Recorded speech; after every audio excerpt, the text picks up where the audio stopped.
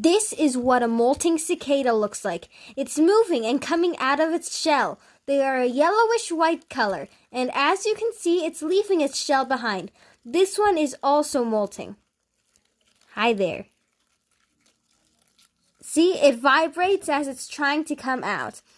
I was thinking, it's basically turning into a new creature. Instead of being brown, it's going to be blue and red and pretty. Us humans can also be transformed into new creatures too, through Jesus Christ. Jesus is able to transform us completely. He's able to pass us through a metamorphosis. And once we've been through him, we have peace, love, and joy. And we are never the same. Well, the molting cicadas say goodbye for now. And here they are.